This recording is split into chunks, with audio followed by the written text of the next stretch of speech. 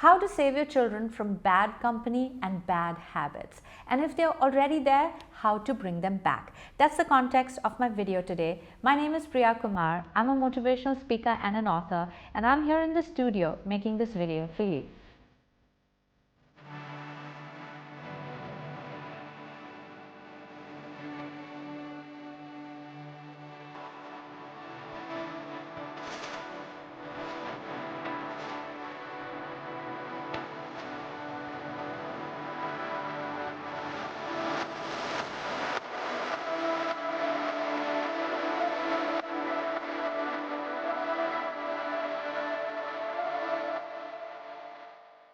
Now let's talk first about good company and bad company. Bad company for your children is a parent's nightmare. See, first you have to understand the difference between the two. Good company are those people who are productive, who are doing something meaningful. Bad company are people who are generally idle and doing nothing. So let's say borderline destructive.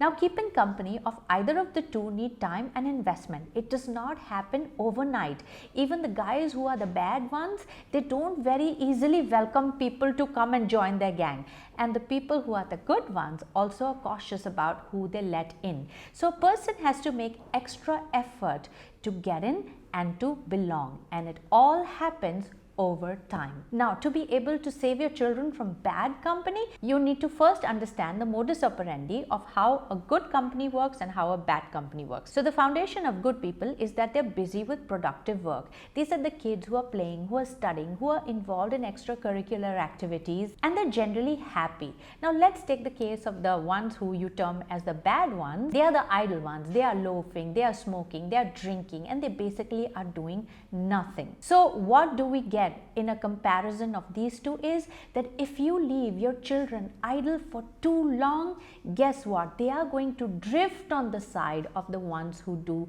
nothing and loaf around. Because you see, likes attract like. You know, we think bad company finds people, but guess what? It is also your child that found the bad company because something resonated, right? So how did you allow that resonation? Take some responsibility and surround your children with productive options. Did you know that on Google there are 379 listed extracurricular activities for your children? There are 379 legitimate productive ways that you can keep your children busy. And busy and how? And busy and happy, and busy and winning and productive, that they have no interest to walk over the idle, loafing, doing nothing side, the one that then attracts not just bad company but also bad habits that come with that bad company. Your responsibility as a parent is to give them the opportunity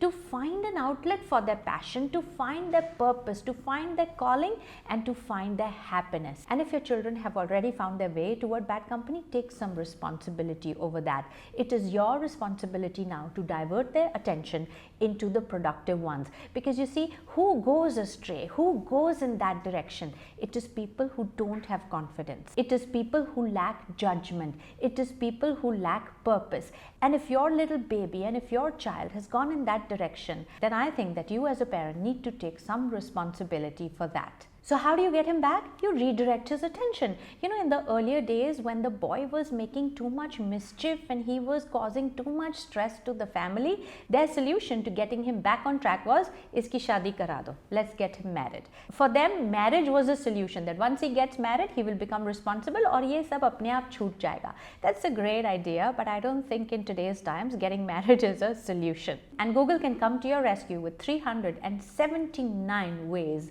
on how to take your children's attention and put it in a way that will actually serve them. And while you make the effort and investment in taking your children's attention and time away and investing your money, effort and time and redirecting his focus toward productivity, have patience. See, his alignment with bad company took time, and his realignment in the good productive side will also take time. It's not going to happen overnight. At the most, it's going to take a few weeks. See, the fact that he drifted away, it was under few weeks of your negligence. And while you take his focus and redirect it, you have to be the watchful sentry in making sure that you burn his bridges on the way back by keeping him productively occupied. Your job as a parent is not to beat your children down when they falter, but to lead them out when they do. It would be a great idea to exercise an allowance of opportunities to your children on the productive path to prevent their attention going toward the negative. And if you have failed at that, then you have to be persistent in persuading them back on the right path. As you do, so you become. And in doing either, you are becoming a stronger person in teaching by example that even when you go astray, it is possible to realign yourself back on your purpose. And how do you do that? By showing them a live example of that. You know, when you ask people what was that turning point in your life, listen carefully. They generally talk about outsiders. They generally talk about strangers. They generally talk about people they no longer are in contact with, who came in, who rescued them and realigned them to their path. Very few people have parents as that example, as that solid rock.